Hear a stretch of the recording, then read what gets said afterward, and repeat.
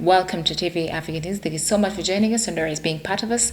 This is Africa Today. My name is Nahaba Kajur, but first are the headlines. Vigil in DRC as government raises death toll from violence. Sudanese generous pro-democracy group sign framework deal. DR Congo government rebels to meet in January East African bloc.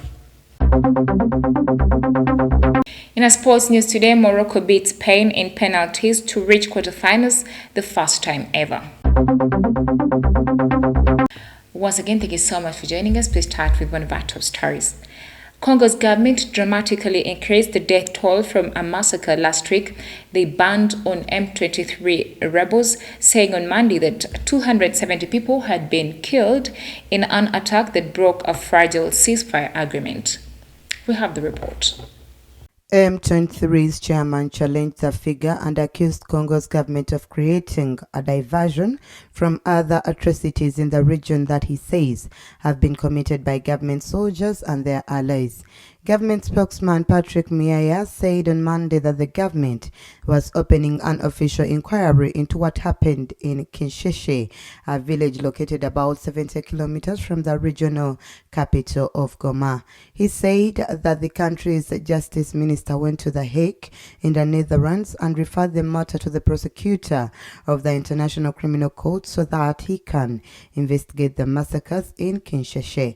In Goma, members of social movements and residents of the city gathered in a vigil to remember the victims of the conflict. Carrying banners reading Kinsheshe is not a butchery and singing Kinsheshe all, they also demanded attention of the international community to put an end to the conflict between the M23 rebel group, Rwanda and Congo that has killed dozens and displaced tens of thousands. Away from that, the government of Uganda, through the Higher Education Students Financing Board, has released the 9th cohort of the Students' Loan Scheme beneficiaries for the academic year 2022-2023. The total number of successful loan applicants is 625 students, representing a successful rate of 20% of the applications received. We have more on this report. Addressing the media during the release of the 9th cohort of the Students' Loan Scheme beneficiaries for the 2022-2023 academic year, Dr. Charles Wana ATM, the chairperson Higher Education Students Financing Board, revealed that 389 students applied for this year's government loan scheme, but only 625 were successful. Michael Wanyama, the Executive Director, Higher Education Students Financing Board, said that the number of tertiary institutions benefiting from the scheme has continued to grow from 12 to 37, hence appealing to the government to increase the body's fundings. In response, the State Minister for Higher Education, John Chrysostom Muyingo, officiating the function, admitted that the demand for students' loan has surpassed the available resources to lobby for the increased funding of the board. The minister further expressed concern over the disparities between the male and female beneficiaries, hence encouraging more female students to apply for the support under the scheme. Launched in 2014 by President Yoweri Museveni, over 13,405 students have benefited from the Students' Loan Scheme to date across the different levels of diploma and degree. Away from that, Sudanese ruling generals in the main pro-democracy group on Monday signed a framework deal until elections, but key dissenters have stayed out of the agreement. Take a look at this story. The deal pledges to establish a new civilian-led transitional government to guide the country to elections and offer the path forward in the wake of Sudan's stalled transition to democracy following the October 2021 coup. The deal, the first of at least two planned accords, was signed by Sudanese two ruling generals, Abdel Fattah al-Burhan and Mohamed Hamdan Dagalo, and the leaders from the country's largest pro-democracy group, Forces of Freedom and Change, at the Khartoum Republican Palace. However, several key Sudanese dissenting political forces have have boycotted the deal, including Sudanese grassroots pro-democracy network known as the Resistance Committee, which has continually refused to negotiate with the ruling generals. According to the draft, the deal envisions Sudanese military step back from politics. The agreement also stipulates that the revolutionary forces that signed the deal will decide upon a new prime minister to oversee a 2-year transition, a 24-month period that begins after a premier is appointed. In response to the signing, the pro-democracy resistance committee leaders called for demonstrations against the agreement. Thank you so much, reporter. We take a quick break. We shall come back with more international news.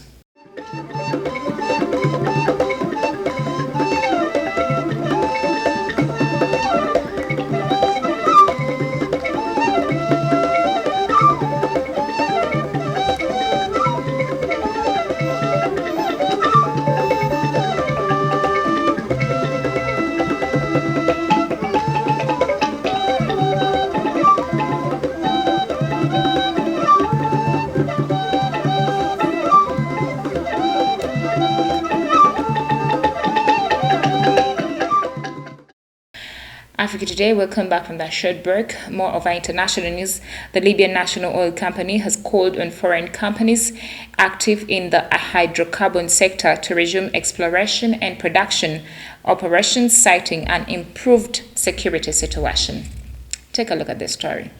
According to a statement issued on Monday night, the National Oil Company calls on international companies operating in the oil and gas sector, with whom agreements for exploration and production of oil and gas have been signed, to lift the force majeure invoked on their side. The state of force is a measure invoked in exceptional circumstances, allowing the exemption from the responsibility of the NOC, or this case, companies operating in Libya in case of failure to meet contractual obligations. Over the past decade, Libya has been regularly plagued by violent clashes between rival factions in the east and west, which has affected the exploitation of oil fields and the transport of hydrocarbons and oil terminals, which are caught between the two camps. The NOC explained that it launched the appeal after having carried out an assessment of the security situation and noted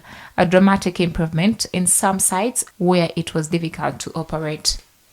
Away from that, the Community of East African States announced on Tuesday that armed groups and the government of the Democratic Republic of Congo will hold peace talks in January in eastern DRC, following 3 previous meetings in Kenya. We have more. This announcement was made at the end of the 3rd session of the Inter-Congolese Dialogue, which brought together for 8 days in Nairobi representatives of some 50 armed groups, the government and civil society. The M23 rebellion, which is leading an offensive in the east of the country and which Kinshasa describes as a terrorist movement, is not participating in these discussions. According to a statement, a meeting will be held in January in Goma and Bunia to assess progress and begin to address the medium and long-term agenda, the EAC, which is mediating the talks. The organization added that participants also reiterated their agreement to a continued cessation of hostilities as well as the release of child soldiers and humanitarian access. This 3rd meeting is being held at a time of renewed violence in eastern DRC with an offensive by the M23, which Kinshasa accused on Monday of having massacred some 300 civilians in late November. Away from that, the leaders of West African states meeting at a summit in Abuja on Sunday demanded that Mali's ruling junta release 46 Ivorian soldiers held captive since July or face sanctions, according to West African officials.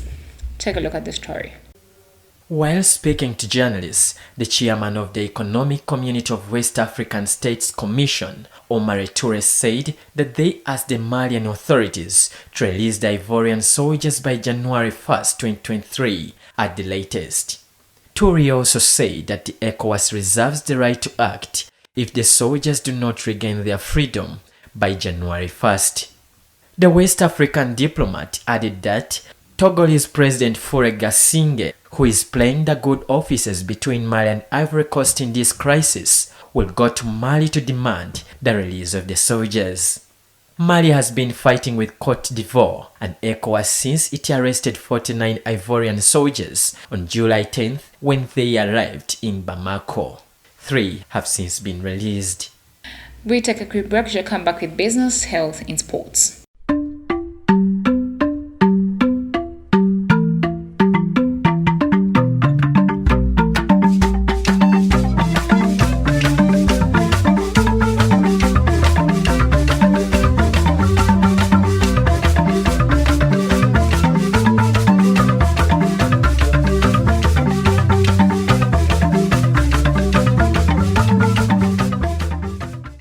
Welcome back from the break. You're still watching TV Africa, the right to know. In a business news today, a rail service in Nigeria's capital city resumed on Monday, 8 months after silence attacked a train with explosives and gunfire, killing 7 people and abducting dozens of passengers. Now, only a handful of passengers and armed security personnel were aboard the first trip from Abuja to neighboring Kaduna State. We have more on this report. Authorities in Nigeria have blamed the brazen attack in March on the armed groups who have been kidnapping people for ransom in northwestern Nigeria. The military is battling a 13-year jihadist insurgency in the northeast, criminal militias in the northwest, and separatist tensions in the country's southeast. Pascal Nobril, general manager of the Abuja-Kaduna train service, said that officials had succeeded in getting the release of the abducted passengers and had stepped up security on the route. Operators of the train had planned to restart the Abuja-Kaduna service much earlier, but the families of the hostages insisted on their release first. The train service is a key means of transport for many in Nigeria's capital, a city of 3.6 million, because the major road to the city suffers a frequent kidnappings and not many can afford air travel.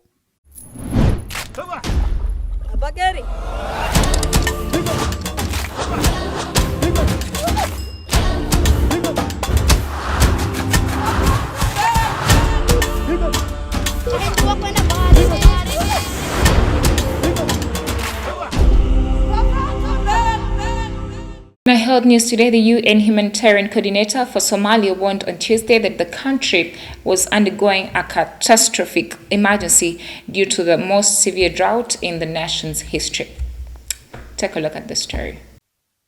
Speaking during a joint meeting of the League of Arab States and the United Nations, Adam Abdemola said that Somalia was suffering from its 5th consecutive failed rainy season, with a 6th failed season predicted for next year. He outlined the situation, which has left nearly half of the Somalian population affected by drought. He added that 6.7 million people were expected to face high levels of acute food insecurity. A rare famine declaration could be made soon, the first significant one anywhere in the world since Somalia's famine a decade ago. As the world is gripped by food insecurity, Somalia, a country of 15 million people shaking off its past as a failed state, can be considered the end of the line. The nation of proud pastoralists that has survived generations of drought now stumbles amid several global crises descending at once.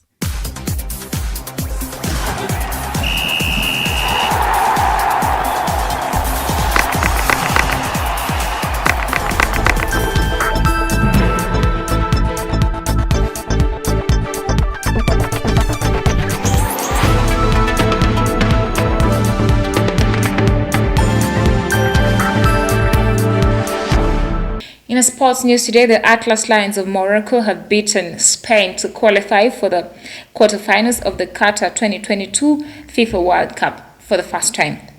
They become only the 4th African team to reach the stage after Cameroon in 1990, Senegal in 2002, and Ghana in 2010.